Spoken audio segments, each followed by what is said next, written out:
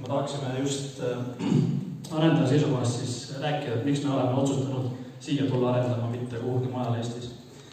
Ja minnes siin järgmise slaidi juurde, siis see slaid näitab seda, alumisel teljel on siis, seda küll ei ole siis slaidit näha, aga siin on tegelikult siis riikide sissetulekud ja ülemisel teljel siis on, kui palju nad energiat inimese kohta kasutavad.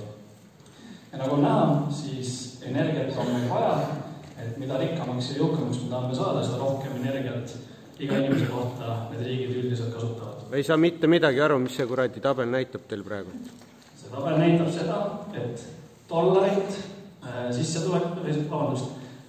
elektritarbimine elaniku kohta, ehk siis mida kõrgemale minna, seda rohkem energiat tarbitakse ja siitpoolt on riigi rikkus SKP inimese kohta, ehk siis mida madalamal olla siin, seda vähem inimesed teenivad ja mida kõrgemale minna ja paremale minna, siis teenivad inimesed rohkem ja mida kõrgemale minna, seda rohkem elektrit nad tarbivad.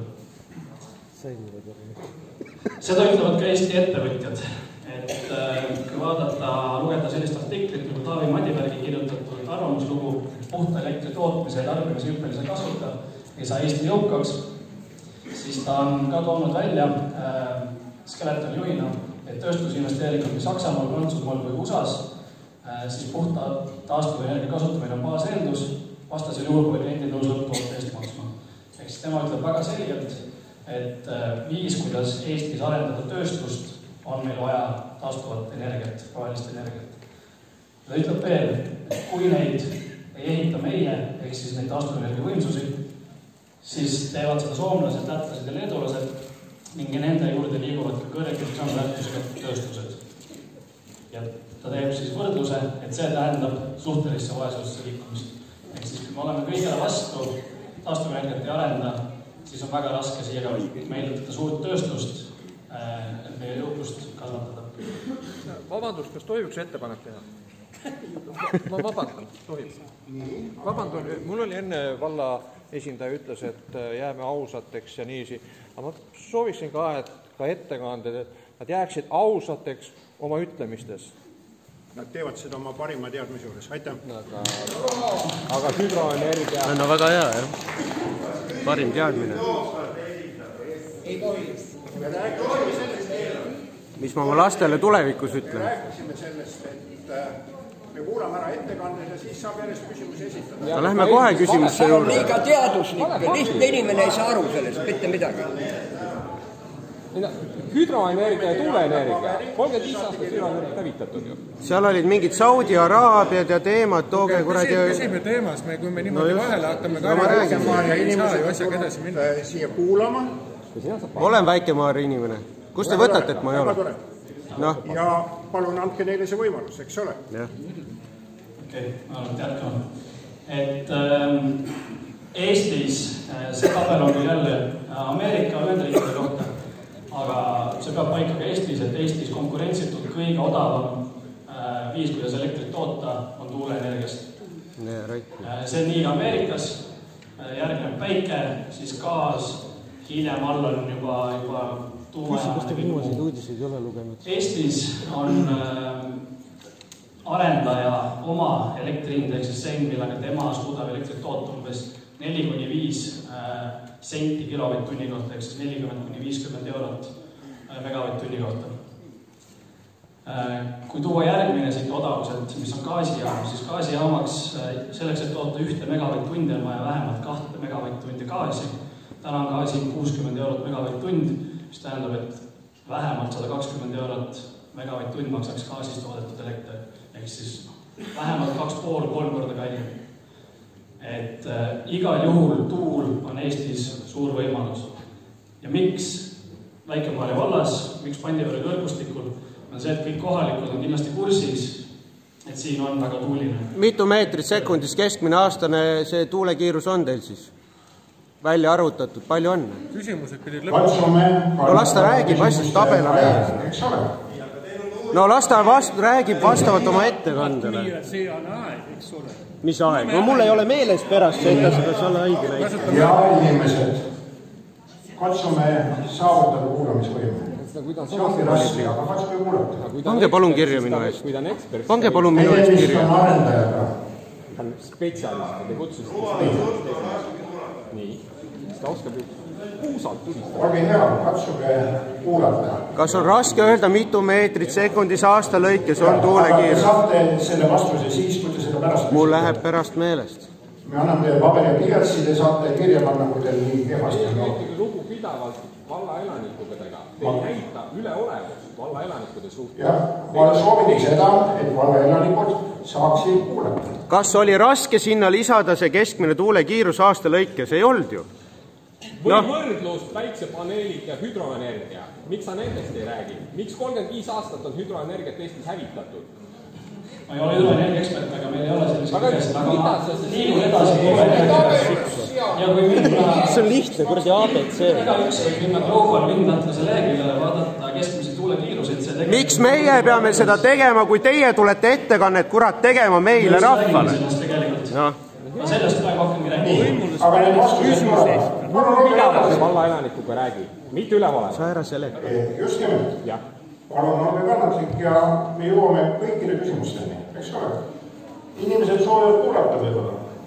Miks ta näitas oma esimeses slaidis mingit Saudi Araabiat? Nii. Kas te soovite seda jura kuulata? Keskmist tuulekiirust Eestis, nagu te näete, mida punasem on, seda kõrgem on keskmine tuulekiirus siis aasta lõikes. Ja nagu näha, siis Eestis on nagu mõned piirkonnad, mis on punasemad kui teised. Mida punasem, seda rohkem puhub tuul, seda rohkem on võimalik energiat toota. Pange siis Peipsi järve. Ehk siis see täpp on täpselt siin Väike-Maarja piirkonnas, on tuuleolud peaaegu võrreldavad sellega, mis on merel. Kui palju see number siis on? Vasta ära, no kurat, ära mõelmusest. Aga see on üle 8 meetri sekundist teatud. Üle 8 meetri sekundist. No oli raske kirjutada seda siin. Palun kuulame. Ja nagu ka näha, siis ka Euroopa ja ka maailma mastaabis on Eesti tegelikult väga tuuline koht. Muidugi on mingid piirkonnad nagu Taani, Inglismaa, mis on veel tuulisemad. Ka näiteks Leedu on keskmiselt tuulisem kui meie, aga kui me võrdleme Kesk-Euroopaga, siis seal mõistlikult tuulepark ilma subsiidiumiteta või toetusteta võimalik ehitada ei ole. Eestis need on võimalik turuvast ehitada, sellepärast, et meil on väga head tuuleolud. Meil on väga kinni makstud ametid. Nii, selleks, et hoida ajast kinni, ma lähen natukene kiiremini edasi. Ma toon ka välja, mis on kasu Väike-Maarja vallale ja kohalikele elanikele, et me siin arendame, et see ei ole ainult, et meie tuleme arendame ja siis teie peate vaatama tuulikud, et sellel on ilmselgelt ka suurem mõju. Siin mõnda aega tagasi võeti vastu kohaliku kasuseadus, ehk siis nii-öelda talumistasuseadus. Ja eeldades elektrihinnad tulevikus allapoole minemas, siis iga tuulik, mida ehitatakse, võiks tuua KOV-i eelarvesse aastas 7000 eurot ja 7000 eurot umbes tuuliku kohta ka kohalikele inimestele, kes siis selle tuuliku mõjualas elavad. Kui elektrihinnad peaksid jääma sama kõrgeks, nagu need praegu on, siis oleks mõlemad numbrid 12 000 tuuliku kohta. See on see summa, mis siis laekub otse KOV-i eelarvesse ja siis kohalikele. See on ühe tuuliku kohta. Just, et kokku ühe tuuliku kohta 14 000 ja 24 000. Lisaks sellele muudeti siin ka maamaksu arvestamise seadust hiljuti ja tulevikus kuni 2% maa maksustamise hinnast hakkab olema maamaks. Tuulikute-alune maa on kindlasti väärtuslikum, mida see, mis metsamaa või põllumaa praegu on. Ja see võiks olla siis veel täiendav 5000 eurot tuuliku kohta tulevikus. Palju kinnisvara hind langeb? Siis täna me ei tea, kas valda üldse mõni tuulik tuleb või kui tuleb, siis kui palju või kui vähe.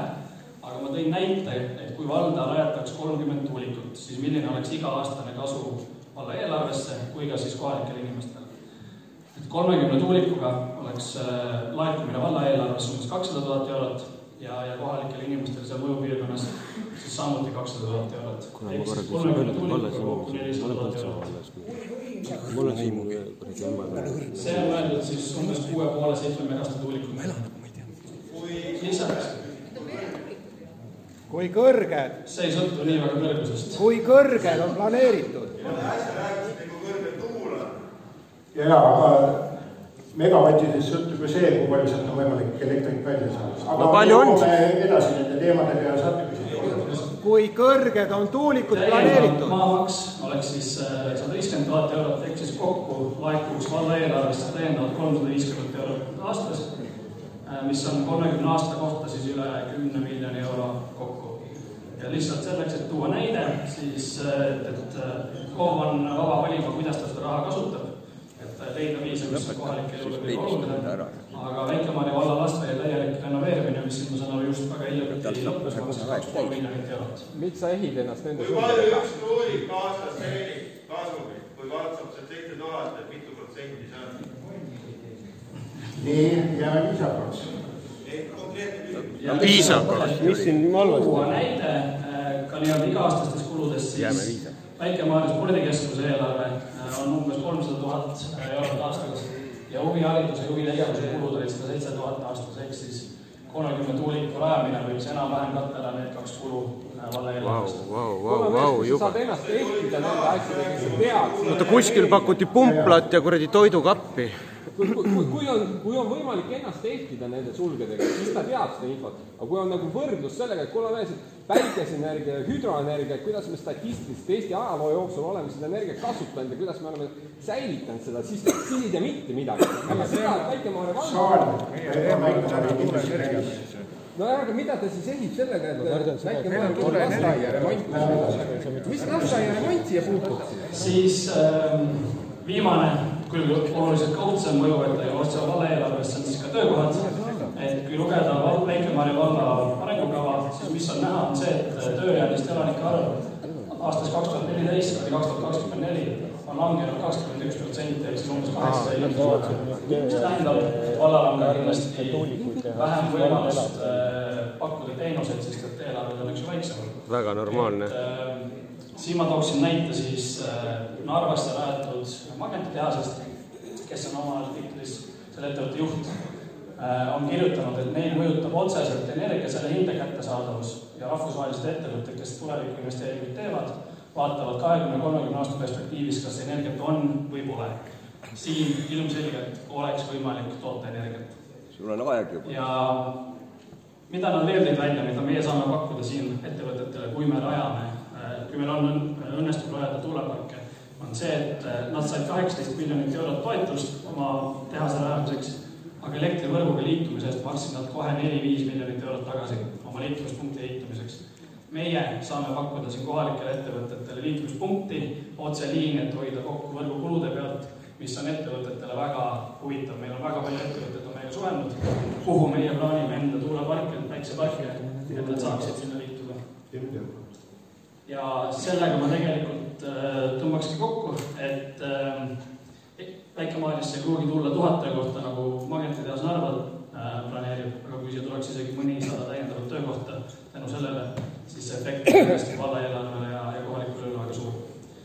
Aga minu kontaktid on olemas, kui soovib, siis on võimalik ka selle pikemalt.